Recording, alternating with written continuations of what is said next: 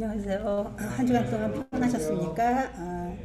오늘은 우리가 잘 알고 있는 요한복음 14장 1절부터 이렇게 3절에 나오는 재림의 약속에 대해서 우리가 살펴보고자 합니다. 우리가 예수님의 제자들을 그 행동이나 여러 가지를 이렇게 재조명해보고 우리도 그것에서 이제 교훈을 배우고자 합니다. 요한복음 이제 13장을 가면 예수님이 이제 십자가 가시기 전 제자들의 발을 이렇게 씻겨주시는 장면이 나옵니다. 그런데 왜 십자가 가시기 전 그 중요한 그 순간에 왜 제자들의 발을 씻겨주셨을까요? 예수님은 제자들과 3년 반을 같이 지내셨지만 제자들의 모습이 전혀 변화되지 않는 것처럼 보였던 것입니다. 제자들은 자신이 얼마나 세속적이고 교만하고 또 자존심이 센지 자아가 죽는다는 경험이 무엇인지 전혀 몰랐어요. 꼭 우리들의 모습과 똑같지 않나요?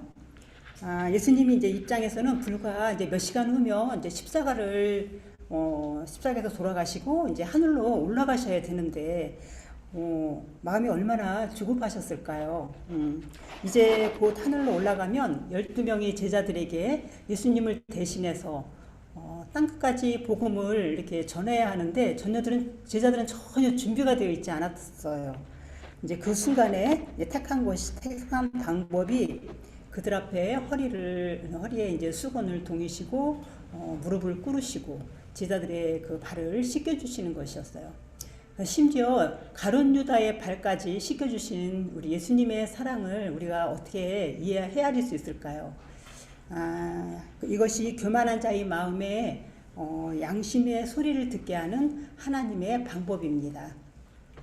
이제 불과 몇 시간 후에 법정으로 이제 끌려가시면 유다와 베드로 모든 제자들이 다 예수님을 버리고 이제 배반할 것을 아셨지만 나는 이렇게 너희를 사랑하고 너희를 이렇게 섬기기를 원하니까 너희들이 지금은 부족하더라도 너무 염려하지 말라. 너희들이 결국 나를 팔 텐데 그래도 너무 염려하지 말라. 발을 씻어주면서 계속 이제 유언의 메시지를 주시는 거였어요. 마지막 정말 제자들 한 사람 한 사람 다 발 모양이 다르잖아요. 성향도 다르고 발을 씻어주면서 얼마나 간절한 마음으로 이제 마지막 발을 씻겨줬을 때 그 마음이 또 기도하는 심정으로 얼마나 그랬을까요? 만약에 우리가 마지막에 우리 예찬이를 위해서 문집사님 그렇게 발을 씻어준다고 생각해 보세요. 얼마나 정말 그 마음이 간절하셨을까. 우리도 세종유식에 임할 때 우리 예수님의 마음을 이렇게 담아서 이렇게 해야 되겠어요. 그리고는 이제 요한복음 14장에 가셔서 이렇게 재림의 약속을 주셨어요. 우리 다 같이 한번 읽어볼까요? 시작. 너희는 마음에 근심하지 말라. 하나님을 믿으니 또 나를 믿으라. 내 아버지 집에 거할 곳이 많도다. 그렇지 않으면 너희에게 이르렀으리라. 내가 너희를 위하여 처소를 예비하라고 하더니 가서 너희를 위하여 처소를 예비하면 내가 다시 와서 너희를 내게로 영접하여 나 있는 곳에 너희도 있게 하리라.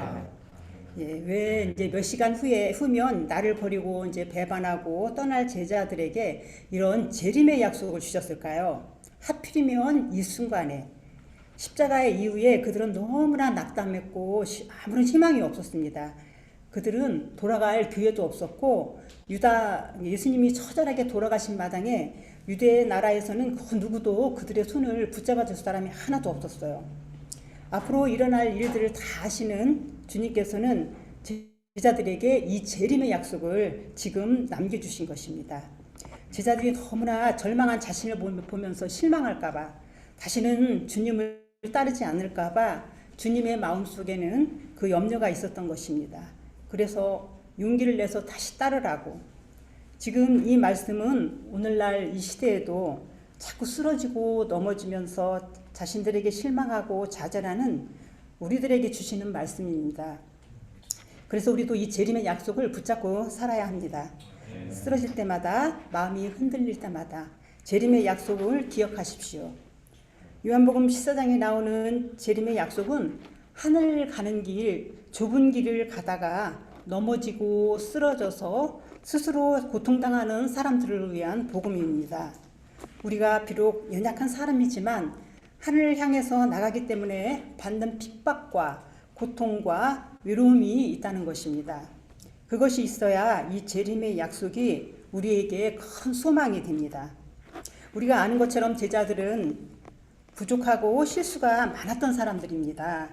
그러나 제자들이 가지고 있었던 특별한 것은 주님을 따르기 위해 모든 것을 드렸던 사람들입니다. 많은 사람들이 십자가 이전에 제자들은 뭐 이런 잘못을 했고 이렇게 교만했고 서로 경쟁했고 뭐 이런 말만 하지만 제자들은 집과 배와 그물을 모두 던진 사람들이었어요. 주님을 따른다는 이유로 유대 지도자들로부터 따돌림을 받았고 교회에서 쫓겨났어요.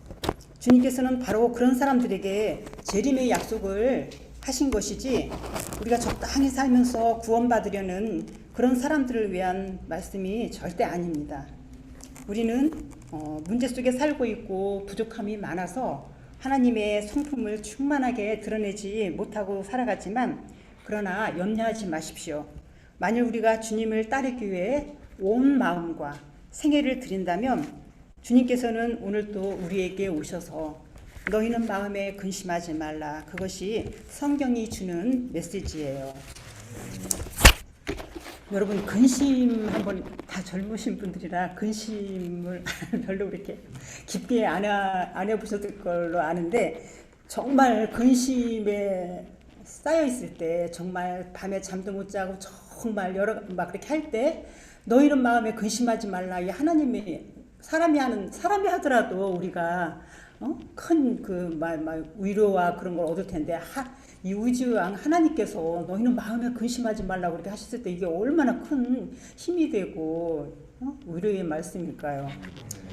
주님을 따르기 위해서 희생과 고난과 핍박까지 감수하는 사람들은 그들이 부족할지라도 하나님께서 끝까지 책임져 주신다는 것입니다.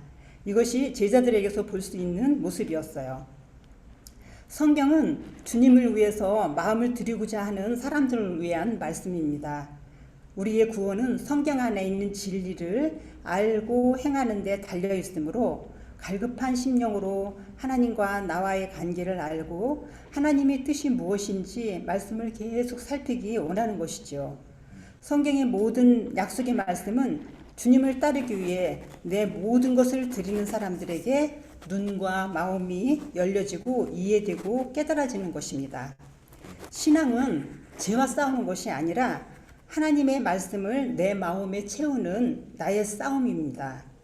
하나님의 말씀을 우리의 정신과 생각과 이마와 마음에 새길 때는 바로 지금이므로 주어진 시간을 성경을 상고하는 일에 힘써야 합니다. 진정한 믿음은 약속된 축복이 실현되고 느껴지기 전에 그것을 붙잡고 주장하는 것이며 그 말씀을 순종하는 자들만이 영광스러운 약속들을 주장할 수 있으므로 우리의 온 마음과 뜻과 목숨을 다해서 주님의 약속을 믿고 따라가는 것입니다. 제자들은 성품이 준비되지 않았고 부족한 것이 많았지만 일편단심으로 모든 것을 버리고 주님을 따라갔듯이 우리도 부족함이 많지만 온 마음 다해 주님께서 인도하시는 길 순종하며 따라가야 합니다. 주님은 그들의 연약함을 보시지만 그들이 가지고 있는 또 다른 가능성을 바라보셨습니다. 하나님께서는 어떤 사람들이 가능성을 보시고 어떤 사람들 속에 가능성을 보시고 기다려 주시는지 우리가 말씀을 통해서 확실하게 깨달았으면 합니다. 하나님께서는 제자들을 오순절 성령을 받는 그 지점까지 이끌고 가셨습니다. 그리고 결국에는 하나님께서 주시고자 하는 성령을 그들에게 퍼주어 주셨습니다. 마지막 시대 두 번째 오순절 성령이 옵니다. 그 두 번째 오순절 성령의 역사에 누가 참여하게 될까요? 우리가 이렇게 주위에 볼 때 저부터도 그렇고 우리가 다 지금은 부족한 상태에 있지만 제자들처럼 우리가 모든 것을 버리고 오직 주님과 진리만을 바라보면서 이렇게 갈 때 오순절 성령을 받을 수 있다고 했습니다. 주님의 약속은 비록 너희가 지금은 부족하고 문제가 많지만 나는 너희의 헌신과 희생을 잊지 않을 것이다. 그러므로 너희는 마음에 근심하지 말라는 말씀은 재림의 약속 속에 포함되어 있는 하나님의 간절한 마음입니다. 여러분은 어떤 근심을 하며 살아가고 계시나요? 경제적인 근심도 크겠지만 우리의 이기적인 이 마음과 성급함이 막 튀어나올 때, 빨리 정죄하는 성향이 튀어나올 때, 또 때로는 또 죄된 본성에 끌려다닐 때 내가 이것밖에 안 된다고 막 밤에도 눈물을 흘려가면서 막 회개를 하고 이렇게 실망을 하지만, 그러나 온전히 주님께 마음을 드린다면 결국에는 주님의 뜻을 우리 속에서 이루신다는 것을 믿는 것이 그리스도인입니다. 믿는다고 해서 어느 날 갑자기 완전해지는 것이 아니에요. 빌립보서 1장 6절에 보면 너희 안에서 착한 일을 시작하시니가 그리스도 예수의 날까지 이루실 줄을 우리는 확신하노라. 하나님의 계획하시는 시간 속에 우리에게 주시고자 하는 경험과 모든 과정이 하나님께서 정하시고 완전히 소모되고 끝날 때까지 우리를 결코 포기하지 않고 인도하십니다. 요한복음 14장 2절에 보면은 예수님은 이렇게 부족해서 낭망하고 쓰러져 있는 제자들에게 위로를 줄 수 있는 또 하나의 카드가 하늘 본향에 내 아버지 집에 거할 곳이 많다다. 하늘 본향에 대한 말씀입니다. 내가 너희를 하늘로 데려갈 거야. 이 땅에서 가난해? 그거 아무것도 아니야. 잠시 잠깐이야. 아프니? 걱정하지 마. 잠시 잠깐이야. 속상해? 잠시 잠깐이야. 너희가 가서 살 곳은 하늘이야. 이 땅은 가짜야. 진짜는 하늘이야. 그런데 많은 사람들은 가짜에 속아 진짜처럼 살고 하늘은 가짜가 되어버렸어요. 우리 생애에 영적 눈이 밝아져 가짜와 진짜를 분별하며 살아가야 합니다.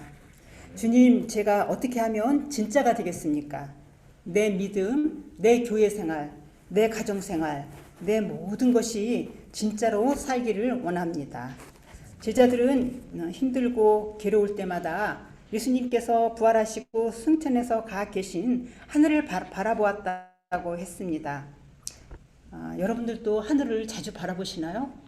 저는 정말로 하늘을 참 예쁘죠. 그리고 기도할 때 하늘을 바라보면서 기도를 이렇게 하는데 그러다 보면 이 세상에 그 자질구레하고 속상하고 막 그런 것들이 하늘을 바라보면서 이렇게 기도할 때 이렇게 싹 이렇게 사라지는 거를 보거든요. 그러니까 여러분들도 자주 하늘을 이렇게 올려다보고 하나님과 이렇게 기도를 하시길 바랍니다. 제자들이 그 극심한 시련과 환난을 통과하면서도 그 길을 끝까지 갈 수 있었던 것은 예수님이 계신 그 하늘 본향에 대한 소망 때문이었습니다. 마지막 시대에 지금 살아가고 있는 우리는 하늘을 위해서 준비하고 있는 은혜의 기간이 있는 것입니다. 하늘이 정말 갈 곳이라면 우리는 하늘에 갈 사람처럼 살아야 합니다. 사람들이 우리를 볼 때 저 사람은 잠시 잠깐 여기 거쳤다 가는 사람인가 보다, 그렇게 주위에서 그렇게 느껴야 해요. 시간은 이제 속히 지나갈 것이며 오직 그리스도를 위해 한 일만이 영원히 남는다고 하오니 우리가 가진 모든 재능, 신경, 근육, 생각, 행동을 활용할 때에 과거에 전혀 본 일이 없는 하나님의 구원이 그대들을 앞서가는 것을 보게 된다고 합니다.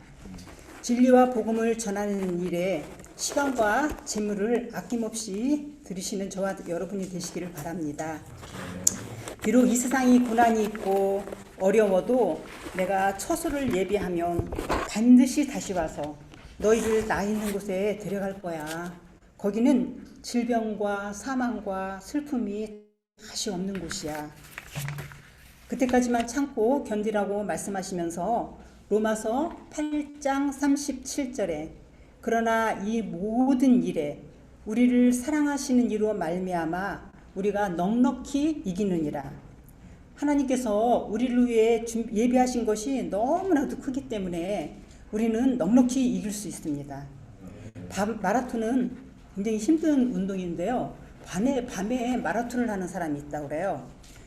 낮에 마라톤을 하면은 이렇게 뛰면 끝까지 완주할 수 있는 사람도 밤에 마라톤을 하면 그 목적지가 보이지가 않아서 지친 것뿐이 생각이 안 나가지고 중간에 이렇게 포기를 한다고 합니다.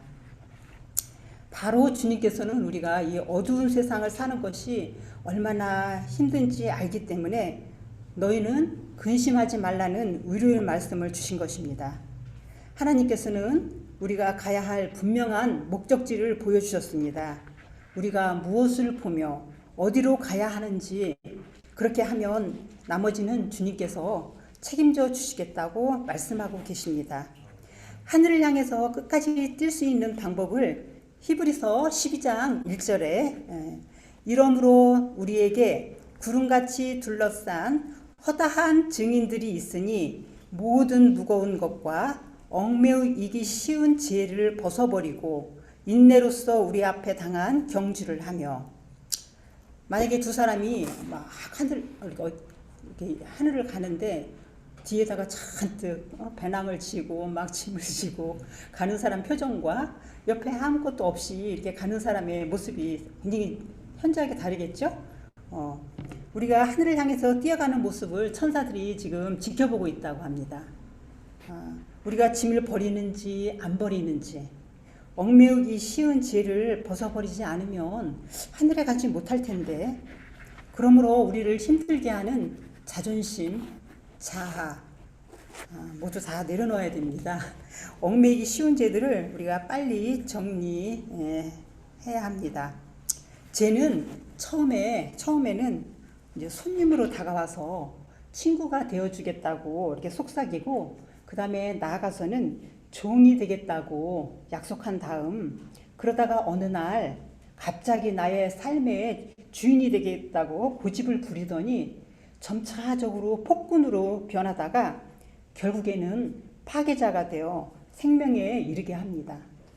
제 결과는 나 자신뿐만 아니라 다른 이들에게도 슬픔과 파괴적인 결과로 남는 것이기에 우리가 얽매이기 쉬운 죄들을 날마다 주님께 내려놓고 하늘 본향을 향하여 가볍게 완주해 나가시기를 바랍니다. 아멘. 하늘은 온통 우리의 구원을 위하여 천사와 힘쓰고 이렇게 있다고 했습니다. 우리도 이 일에 협력하여 이제는 주님의 마음을 좀 헤아려 보시고 우리를 위해 준비하신 아름다운 본향집에 이렇게 속히 이르도록 우리가 근신하고 깨어 준비하는 재림 성도들이 모두 다 되시기를 간절히 바랍니다. 네.